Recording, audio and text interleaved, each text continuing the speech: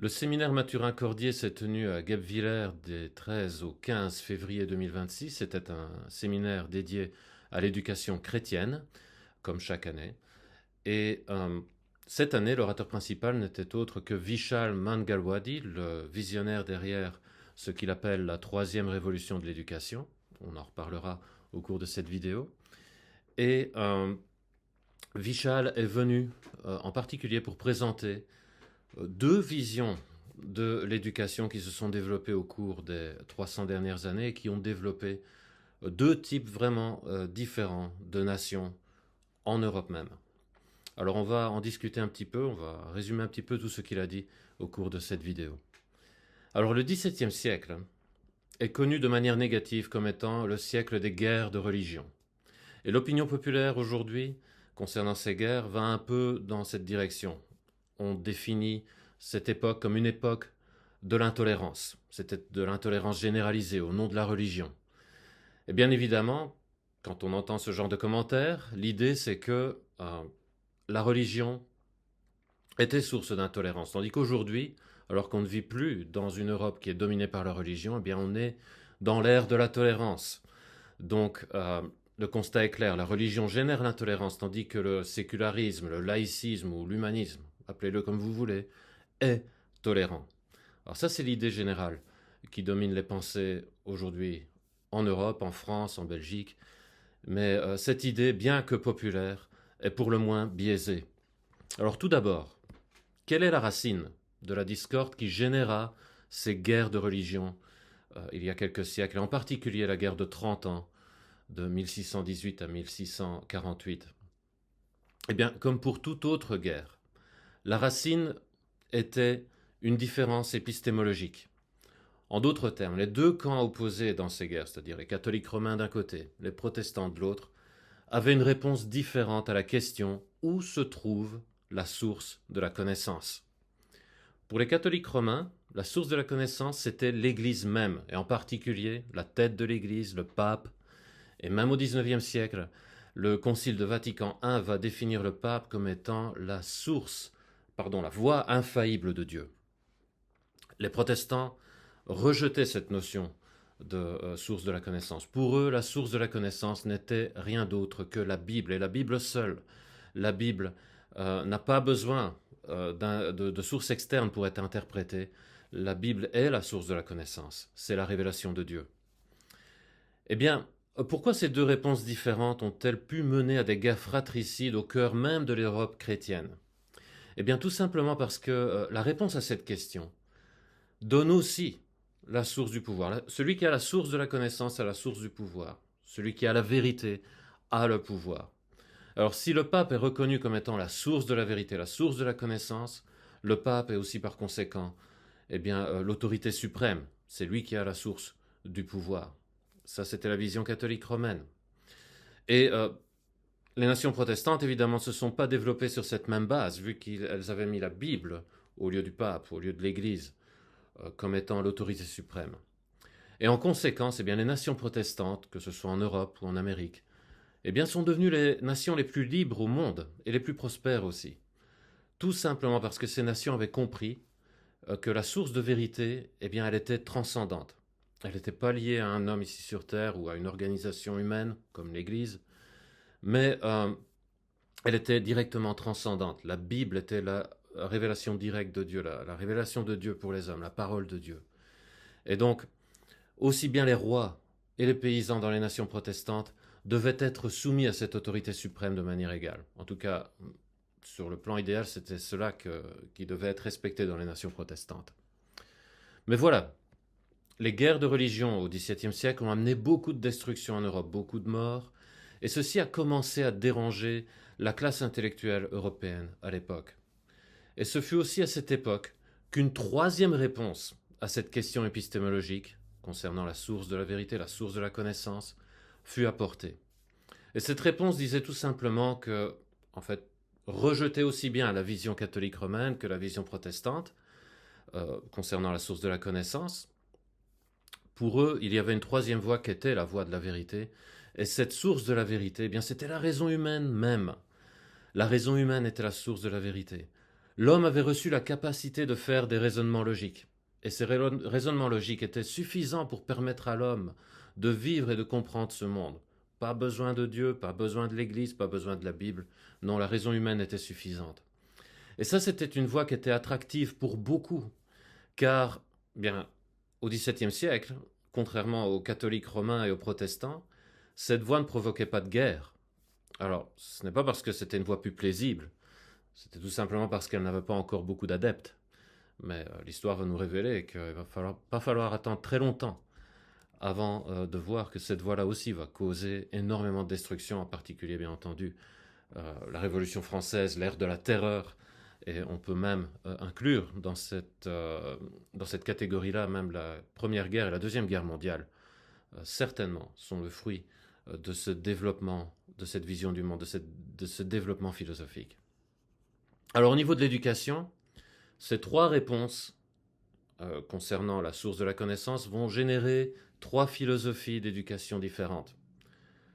Donc, pour les catholiques romains, l'Église était la source de la connaissance, et cela va être soutenu notamment par les jésuites. Les jésuites vont développer l'éducation catholique romaine en particulier, après la Réforme. Concernant les protestants, c'était la Bible, comme on l'avait dit, et concernant les humanistes, eh bien, c'était la raison humaine. Et trois groupes vont donc développer en particulier trois visions de l'éducation. On va parler de deux visions en particulier ici. C'est la vision protestante et la vision humaniste. Alors, la vision protestante, elle a été développée par un homme en particulier.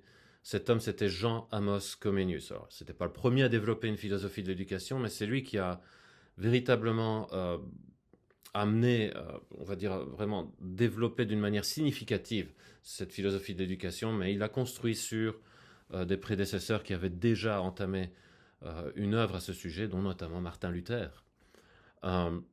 Côté humaniste, le père véritablement de l'éducation humaniste, de la vision humaniste du monde, c'est indiscutablement René Descartes, le philosophe français.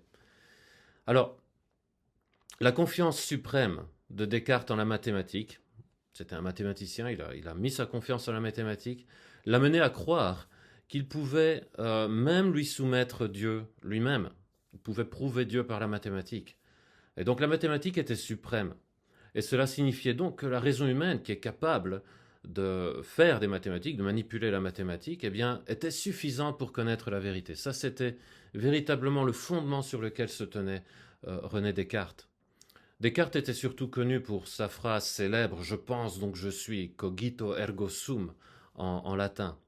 Cependant, il ne va pas falloir attendre très longtemps pour que d'autres philosophes humanistes démontent son argument, en particulier le philosophe écossais David Hume, d'une manière très simple. Ce que ces philosophes ont démontré, eh bien, c'était que la pensée ne prouve pas le penseur. Descartes avait tort de dire que parce que je pense, par conséquent, je suis. Le lien n'est pas direct, ne se fait pas forcément. Et ça, c'était ce que, en particulier, David Hume a commencé à démontrer, mais d'autres ont suivi après lui. Alors, Jean Amos Comenius l'avait compris avant David Hume, que René Descartes avait tort. En fait, Comenius et Descartes se sont même rencontrés pendant 4 heures au château d'Endegeest. Ça, c'est un château qui est tout près de Leiden, aux Pays-Bas. Et c'est une réunion qui a permis à Comenius de comprendre que René Descartes était dans l'erreur. Parce que si la raison humaine et la mathématique étaient certainement des outils utiles, et Comenius ne rejetait pas la raison humaine, la mathématique, c'était des outils utiles pour décrire les œuvres de Dieu, très certainement. Mais elles ne pouvaient pas, par contre, prouver Dieu. Elles ne pouvaient pas capturer toutes les promesses de Dieu. La raison humaine ne peut pas comprendre l'amour, ne peut pas comprendre la vie éternelle, les miracles. Donc la raison humaine n'était pas suffisante, les mathématiques n'étaient pas suffisantes pour décrire toute la réalité. Et donc, ces deux hommes ont développé des théories d'éducation très différentes, basées sur leur philosophie. L'un se basait sur la raison humaine, l'autre sur la Bible. Et ces théories de l'éducation, eh bien, ont mené les nations européennes dans deux directions différentes. Les nations comme la France et d'autres nations, en particulier des nations catholiques, ont suivi la philosophie de René Descartes, éventuellement, petit à petit en tout cas, en particulier la France, mais les autres nations ont suivi aussi, Tandis que les nations protestantes se sont alignées à la philosophie de Comenius, comme les nations luthériennes par exemple, en Scandinavie, en Finlande. Et l'histoire démontre que ce dernier avait raison. C'est la philosophie de Comenius qui a développé, qui a permis aux nations protestantes de mieux se développer que les nations catholiques romaines. L'éducation dans les pays protestants était vraiment solidement ancrée dans la Bible. Et ceci a été le cas pendant plusieurs siècles, jusque même au 19e et 20e siècle. Dans des pays comme la Finlande, l'éducation chrétienne était obligatoire. Alors malheureusement, au 19e siècle, malgré le fait que les fruits étaient évidents, malgré le fait que l'éducation chrétienne amenait des fruits évidents dans les sociétés nordiques, malgré tout, des penseurs dans ces pays, je parle en particulier des pays nordiques, mais on peut parler d'autres nations protestantes, comme les États-Unis, les penseurs de ces pays-là vont commencer à être attirés par la vision cartésienne de l'éducation qui avait été développée notamment en France, notamment par René Descartes. Et par conséquent, eh bien, aujourd'hui, après, à partir du 19e siècle, 20e siècle et aujourd'hui, même dans les pays protestants, l'éducation est devenue rationaliste, séculière, laïque, peu importe comment vous voulez l'appeler. Alors, l'ère moderne, quand on parle de l'ère moderne, on parle du XXe siècle en particulier, prétendait être une ère de la tolérance. Alors c'est vrai qu'il n'y a plus eu de guerre après la Deuxième Guerre mondiale pendant un long moment. Ça a été certes une ère paisible, et certains pensent que c'est grâce au fait que c'était une ère tolérante, où toutes les visions du monde pouvaient vivre ensemble. Ça, c'est une impossibilité. Une vision du monde est nécessaire pour définir la loi, pour définir l'éducation qui doit être enseignée dans une nation. On ne peut pas avoir différentes visions du monde qui vivent ensemble. Ça, c'est impossible. Une vision du monde est toujours totalitaire, que ce soit la vision du monde humaniste, chrétienne, musulmane, peu importe.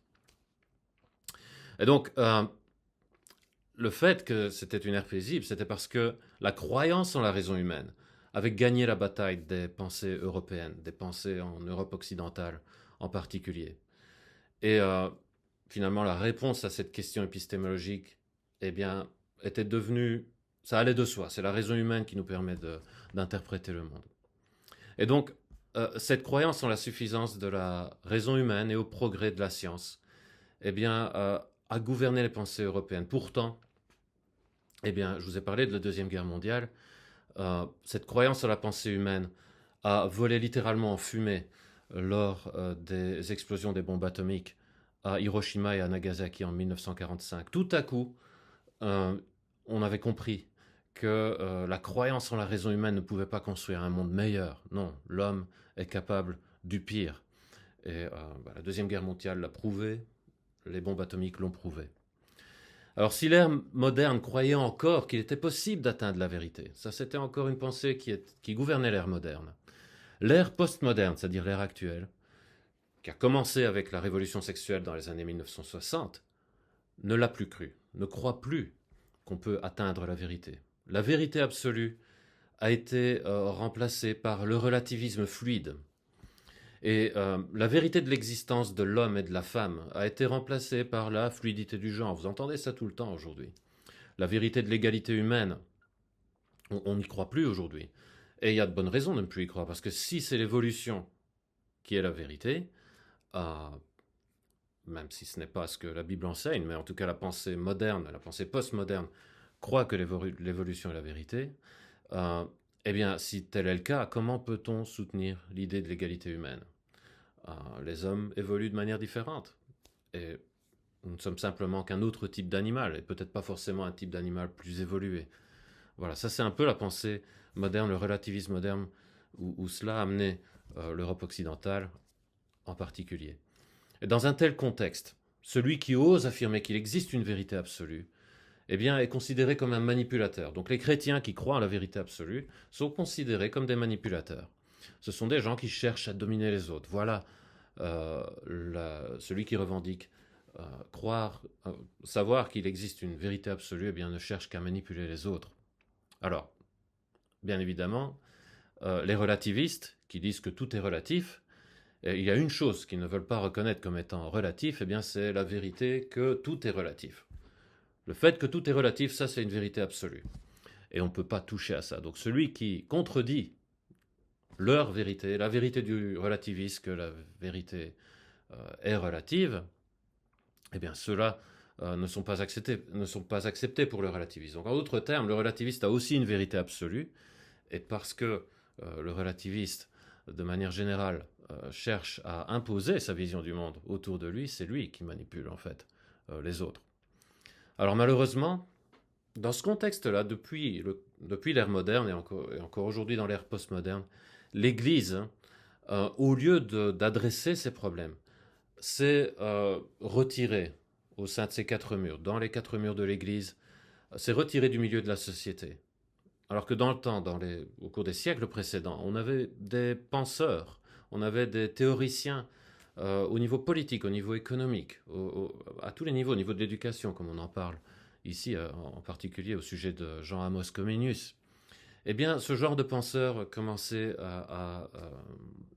cette catégorie de personnes a commencé à s'éteindre, parce que l'Église a commencé à se focaliser uniquement sur la théologie du salut. On doit prêcher l'Évangile, et les gens doivent recevoir Jésus dans leur cœur afin de pouvoir aller au ciel après leur vie ici sur terre. Alors évidemment, je ne suis pas en train de dire que ceci n'est pas une vérité de la Bible, que n'est pas la vérité. Bien entendu que nous devons avoir foi en Jésus-Christ, mais la Bible, l'Évangile, promet aussi la restauration de toutes choses. Le christianisme s'adresse à tous les domaines de la société, a une vision pour tous les domaines de la société. Les chrétiens du passé le croyaient et cherchaient à développer cette vision. Les chrétiens de l'ère moderne, et même encore aujourd'hui, de manière générale, ont perdu cette croyance. Et la Bible est devenue simplement un livre qui nous explique comment atteindre le salut, comment aller au ciel. Mais elle ne nous explique pas comment on peut transformer nos nations, transformer cette société dans laquelle nous vivons. Eh bien voilà pourquoi le mouvement Vérité et Transformation existe. C'est là l'objectif de Vérité et Transformation, c'est de ramener la vision biblique du monde au cœur de notre société européenne. Et ça, évidemment, eh bien, ce sera impossible à réaliser si on ne rétablit pas d'abord l'éducation dans ses bases chrétiennes. Ça, c'est vraiment la vision que l'on doit récupérer aujourd'hui, rétablir l'éducation dans son terreau chrétien, le terreau où l'éducation est née en premier lieu. C'est là où Dieu veut que l'éducation soit. Et donc, pour ce mouvement Vérité et Transformation, eh bien, l'objectif, c'est d'être l'instrument de Dieu pour inspirer une reconstruction de l'éducation, une reconstruction de toutes les sphères de la société, en d'autres termes, une nouvelle réforme au sein des nations, et pas seulement au sein des nations protestantes, dans toutes les nations, en Europe et dans le monde entier. Et aujourd'hui, grâce à Internet, eh bien, la parole de Dieu peut être replacée au cœur de toutes les sphères de l'éducation, au cœur de toutes les sphères de la société. Et grâce à l'Internet en particulier, eh bien, ce message, cette vision du monde pourrait être transmise dans toutes les nations du monde, dans toutes les nations de la francophonie, que ce soit en Europe, en Afrique, en Amérique et dans d'autres endroits encore. Alors si vous voulez être tenu informé des nouvelles vidéos que nous postons sur cette chaîne, Vérité et Transformation, eh bien, je vous invite à vous inscrire à cette page et vous recevrez des notifications concernant nos nouvelles publications.